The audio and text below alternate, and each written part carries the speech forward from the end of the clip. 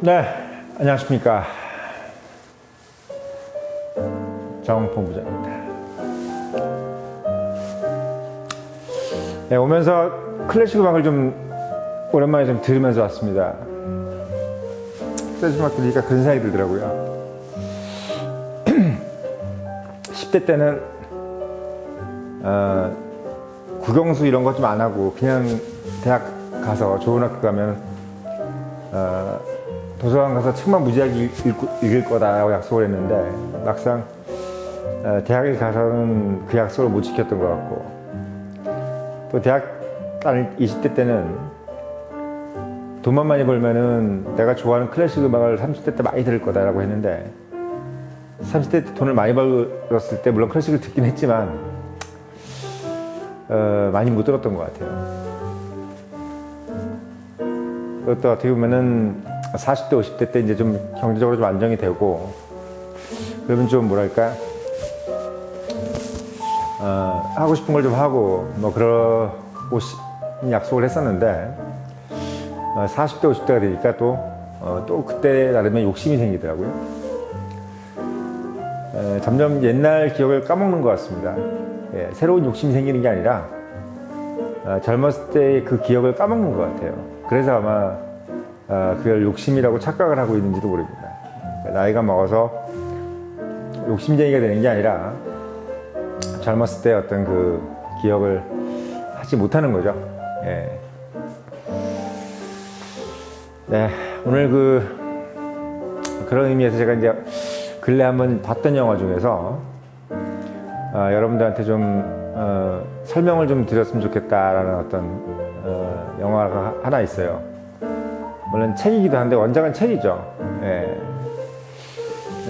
줄 베른의, 예, 프랑스 작가죠. 예, 줄 베른의 1828년에 태어난 작가인데, 예, 그 작가의 이제 1873년작.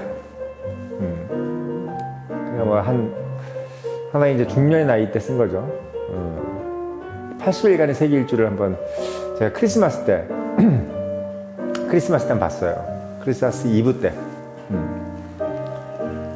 그 영화를 이렇게 보고 나니까 그때 이제 크리스마스 이브 때 이제 무슨 영화를 보고 싶었냐면,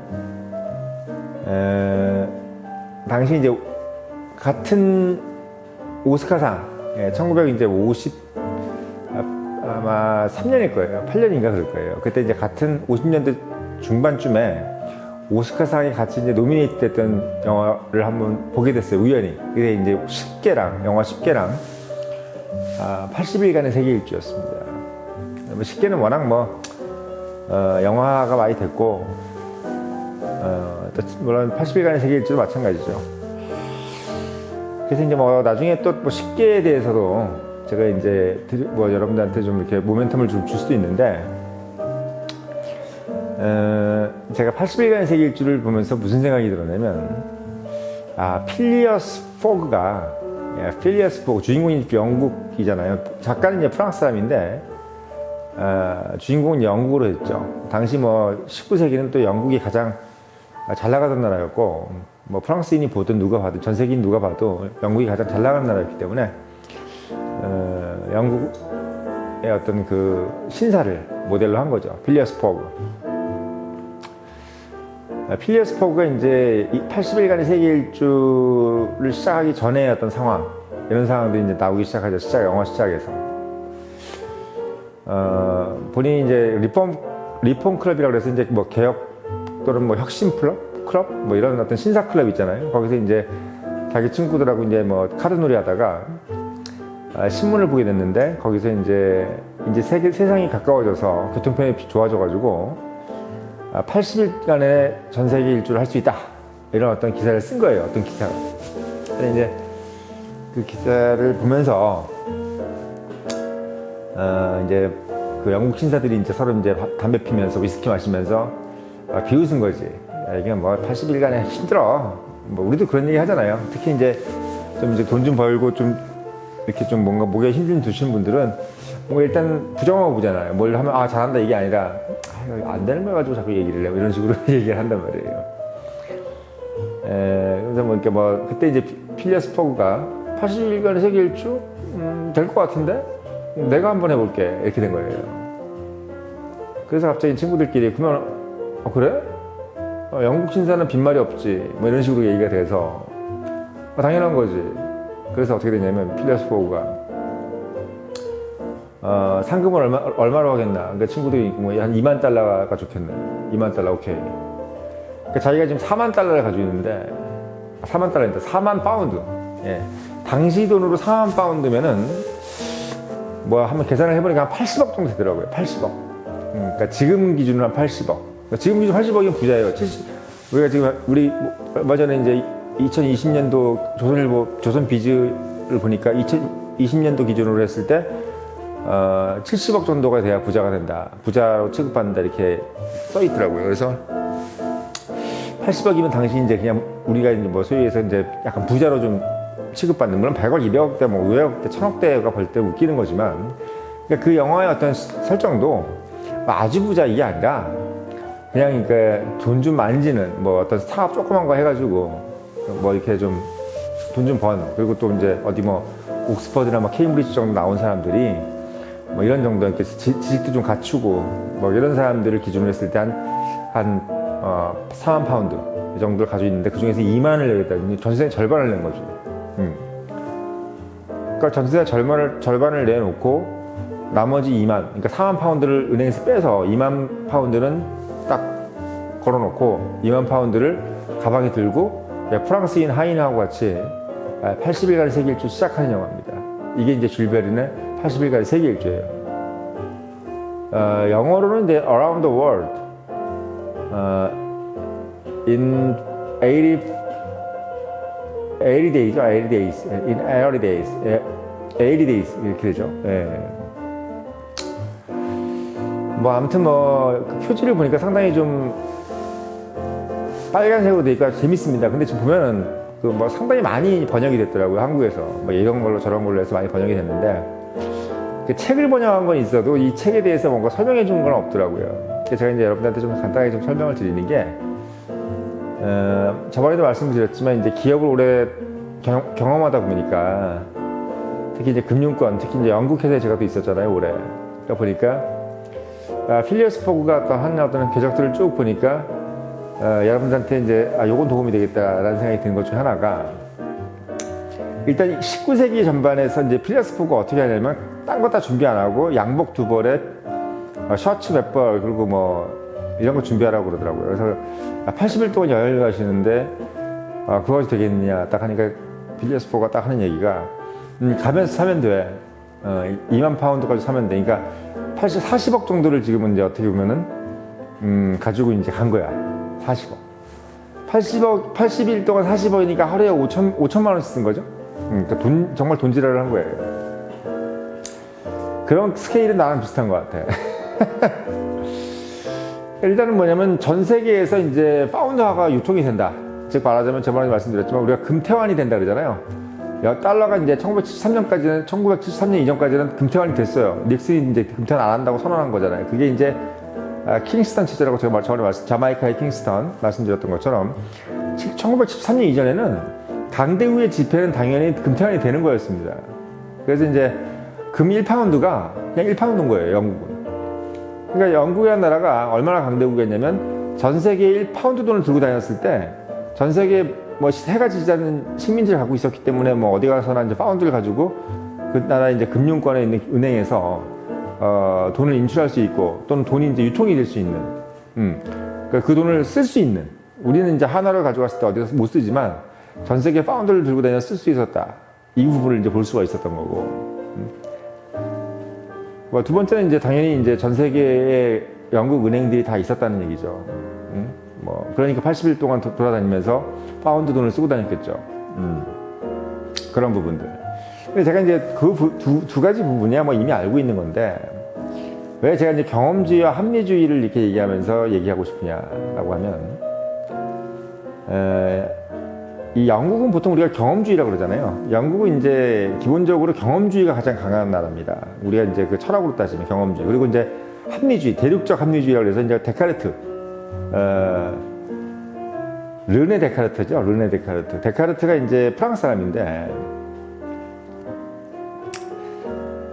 프랑스 대륙, 그러니까 프랑스라든지 뭐 나중엔 독일이지만, 프랑스에서는 이제 합리주의, 대륙식 합리주의가 이제 성행이 있었고, 영국에서는 이제 경험주의가 성행이 있었는데, 그 영화는 프랑스 사람이 있었기 때문에 약간 합리주의적인 생각에서 기반을 해서 영국인의 특유의 어떤 그 경험주의적인 사고를 가지고 주인공이 이제 수행해 나가는 겁니다. 그러니까 말하자면 뭐냐면, 여러분들이 봤을 때 영국 사람들이 그렇게 막 정확하고 시간 잘 지키고 이런 사람들은 아니에요. 제가 이제 경험만 봐도 그렇고, 우리 경험주의라는 것을 원래 가져가는 나라들은 기본적으로 이렇게 뭐 그렇게 상당히 펑츄리티, 막 시간 따박따박 지키고 이게 아니라, 그걸 시간을 잘 지키거나 이런 것들은 합리주의입니다. 뭐 그러니까 수학적인 사고, 뭔가 시간이 정확해야 된다, 이런 것들은 이제 대륙적인 사고 방식이에요. 그러니까 대표적인 게 이제 칸트죠. 칸트. 그러니까 독일 철학자 칸트, 엠마누엘 칸트, 이런 사람들이 이제 어떻게 보면 상당히 정확성을 중요시 여기고, 특히 뭐 파스칼이라든지 이런 사람들도 상당히 이제 프랑스 사람이죠. 마찬가지로 이제 정확성을 중요시 여기는. 그래서 이 대륙적인 근거에서 이제 우리가 옛날에 이제 기본적인 어떤 철학적인 상식에서 봤을 때 약간 좀 정확성 이런 것들을 중요시 여기는 것은 이제 독일이나 프랑스 여기 이제에 근거한 어떤 기업가들 같은 경우가 이제 그런 걸 상당히 중요시 여기는 거고, 근데 이제 영국 같은 경우는 뭘 중요시 여기냐면 정확성보다는 약간 시도, 우리가 이제 그걸 챌린지 할 수 있느냐, 챌린지를 해서 우리가 그걸 어떻게 보면 가져올 수 있느냐, 약간 좀 어떻게 보면 약간 결과주의적인 입장이에요. 그러니까 대륙은 약간 과정을 중시 여기고, 그러니까 영국 같은 경우는 좀 결과를 중요시 여기는, 그러니까 결과만 좋으면 돼, 뭐 이런 개념이죠. 좀 늦으면 못 돼, 뭐 이런 느낌. 그래서 필리어스 포그를 제가 딱 보면서 무슨 생각이 드냐면, 막 시간 정확히 지키고 이런 것들은 내가 봤을 때는 그렇게 영국 신사적인 이미지는 아니고, 근데 이제 80일간의 세계 일주 내가 왜 못해? 이런 부분들은 상당히 어쩌면 당시 어떤 영국 금융 이런 느낌에서 봤을 때는 영국의 경험주의적인 철학에 근거한 부분이 맞습니다. 그건 맞아요. 그래서 제가 봤을 때는 상당히 어떻게 보면 프란시스 베이컨식의 어떤 그런 방식, 그러니까 그런 경험주의적 사고방식을 따르는 어떤 국가나 기업들이 19세기, 20세기를 가면서 이제 상당히 번창했던 거예요. 지금으로 따지면 이제 그 테슬라 같은 거죠. 뭐 테슬라라든지 우리가 뭐 이제 뭐 아마존이라든지 미국에 있는 모든 기업들은 다 이제 경험주의적인 근거예요. 그래서 어떤 정확한 계산, 애플 마찬가지죠. 그러니까 스티브 잡스 이런 것들도 마찬가지입니다. 그래서 그런 부분들을 봤을 때는 좀 어떤 줄리어스 포그의 어떤 행동들은 19세기 이후에 나왔던 모든 우리가 잘 나갔던 기업들의 그 퍼스트 무버들, 잡스라든지 뭐 누구예요? 이제 뭐 일론 머스크라든지 이런 사람들의 어떤 행동들하고 똑같은 거예요. 일단은 상당히 많은, 그러니까 큰 꿈을 꾸고 그 구도를 크게 가져오고 그 구도를 크게 가져간 것에 대해서 이제 그걸 맞춰나가는 그런 시도를 이제 하는 어떤 기업들이 결국은 이제 큰 성공을 보는 것들을 보는 거죠. 그래서 제가 이제 그 81년 세계일주 이게 보면서 느낀 거는 저런 어떤 사고방식을 일단 가져야 된다는 거예요. 20, 30대들. 예. 20, 30대는 그런 생각을 반드시 가져야 됩니다. 큰 어떤 그림을 그릴 줄 알아야 되고, 너무 작은 것을 연연하려고 하지 말고, 좀 더 큰 그림을 보려고 하는 모습은 상당히 좋다. 왜? 40대, 50대로 갈수록 이제 대륙적인 사고방식이 돼요. 말하자면 정확성을 중요시 여기고, 뭔가 어떻게 보면은 좀 보수적인 방향. 이렇게 가는 거죠. 그래서 대륙적인 어떤 합리주의는 상당히 보수적이라고 생각하면 되고, 말하자면 이제 나이가 들면서 어떻게 보면 점점 대륙적 합리주의로 가는 것이 성향이 된다라고 생각하시면 되고, 필리어스 포그 같이 이제 어떻게 보면 80일간의 세계 일주 그거 내가 한번 해줄게 이런 느낌은 이제 젊은 나이에 그게 이제 가능한데, 그 영화에서는 이제 그 원작에서는 이제 40대 초반으로 나옵니다. 근데 그때 40대 초반이면 상당히 많은 거예요. 그러니까 지금으로 따지면 뭐 50대 후반에서 60대 정도의 어떤 약간 중년의 사람인 거죠. 뭐 뭐 노년 정도까지는 아니지만 아무튼 뭐 50대는 확실한 것 같아요. 그런 부분을 볼 수 있을 것 같아요. 그래서 필리어스 포그가 이제 80일간의 세계 일주를 하면서 이제 쭉 전 세계를 돌잖아요. 그래서 이제 당연히 거기서 이제 모든 걸 조달하고, 사실 내용은 뭐 줄거리는 뻔해요. 그 어떻게 보면 지루할 수도 있는 영화인데 그 내용이 이제 상당히 우리한테 그 어떤 영감을 주는 것은 뭐냐면 일단은 스케일이 방대하잖아요. 그러니까 그런 어떤 스케일이 커져야 사람이 어떤 머릿속에서 여유가 생깁니다. 그러니까 우리가 이제 이렇게 자꾸 작은 것만 보려고 하면 뭐 그렇다고 해서 되게 제가 경험해보로 따지면 작은 걸 많이 본다 그래가지고 세밀해지느냐, 그렇지가 않아요. 작은 걸 많이 볼수록 더 작은 것을 못 보게 되는 경향이 있어요. 왜냐하면 그 차이에 저 디퍼런스를 못 봐요. 네. 그 작은 차이를 못 봅니다. 오히려 뭔가를 좀 크게 생각하고 스케일이 큰 것을 어떻게 생각하고 이제 계획하다 보면은 작은 차이도 보게 되고, 작은 것에 대해서 이런 어떤 작은 게 다른 게 있네, 이런 어떤 디퍼런스가 있네, 이런 것들을 딱 보게 되는데 뭐 생각을 크게 안 하면은 그런 작은 차이가 느껴지지 않는 거예요. 제가 경험해 보면 그렇습니다. 그러면 이제 뭐가 안 오냐면 복이 안 와요. 예, 저번에 말씀드렸던 그런 fortune이, 물론 저번에 시간에 제가 이제 그 복을 기다리는 어떤 끈기가 필요하다 이런 말씀도 드렸지만, 그 끈기도 끈기인데 그 끈기를 볼 수 있는 눈이 있어야 되잖아요. 어떻게 보면 젤렌스키처럼 이제 이제 좀 지나면은 8개월, 10개월 후에 지나면 이런 일이 올 거다, 이런 생각을 할 수 있는 어떤 그런 상상력이 있어야 되는 거야. 우리가 러시아를 이길 수 있다, 이런 상상력이 있어야 되는 것처럼 내가 80일간의 세계 일주를 할 수 있어. 얼마든지 할 수 있지. 그리고 거기서 자기 재산의 절반을 딱 던질 수 있는 그런 용기. 뭐 결론적으로는 이제 그 사람이 이제 나중에는 안 된다는 개념으로 이제 실망하고 있었는데 뭐 하루를 다 벌었죠. 왜냐면 지구를 거꾸로 돌아갔기 때문에. 우리가 이제 지구는 이제 우리가 소위 얘기해서 이제 동쪽에서 서쪽으로 가잖아요. 근데 이제 필리어스 포그가 서쪽에서 동쪽으로 이제 여행을 했기 때문에 한 바퀴를 돌게 되면 무조건 하루를 벌게 되는 거지. 그래서 본인은 이제 80일이 끝났다고 생각했는데 영국에 와보니까 79일이 돼 있는 겁니다. 아무튼 본인이 이제 나중에 낙담하다가 딱 보니까 늦지 않은 거야. 그래서 이제 결국 이제 상금을 놓치지 않았다라고 하지만 결국 그는 본인이 갖고 있는 돈이 40억, 그러니까 한 2만 파운드는 이제 뭐 여러 경비로 다 써버렸죠. 그러니까 2만 파운드가 남은 겁니다. 근데 그 사람한테 돈은 남은 게 없고, 상금도 결국은 자기가 받은 거니까, 낸 거는 받은 거니까 이제 결국은 본인이 이제 떠날 때 그 재산은 유지했지만 본인은 이제 하나 얻은 게 있죠. 돈은 뭐 그냥 똔똔이지만 결국은 경험을 얻은 거잖아요. 그러니까 제가 왜 이 말씀을 드리냐면, 그러니까 대륙적 합리주의를 가진 사람들은 항상 무슨 생각을 하냐면 플러스의 개념을 처음부터 생각하고 들어가요. 한마디로 얘기하면 이게 이익이 안 될 것 같으면은 처음부터 시도를 안 해. 이 이익이 100% 안 될 것 같은데?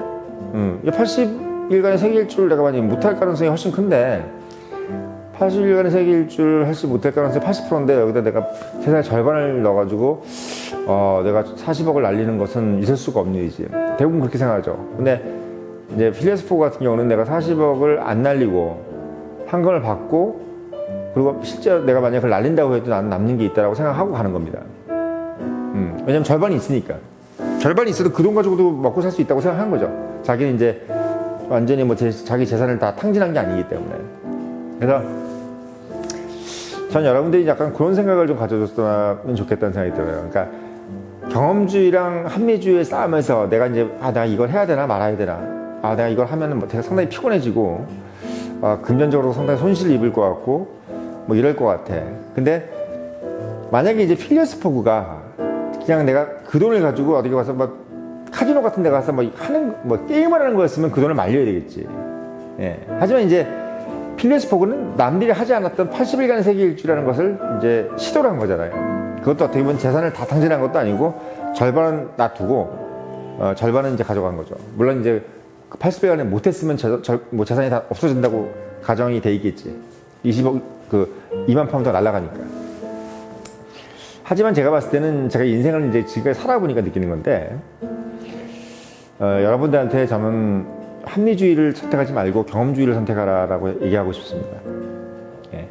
이게 왜 그러냐면 물론 이 설정은 그 재산 절반을 만약에 게임에서 지고 내가 또 절반을 가져가서 그걸 여행 경비로 탕진을 해서 하루에 5천만 원씩을 쓰는 어떤 그런 것을 아주 극단적으로 표현을 했지만 그렇지 않다 하더라도 분명히 이 사람은 80억 정도 재산가이기 때문에 어느 정도의 돈이 남았을 거예요.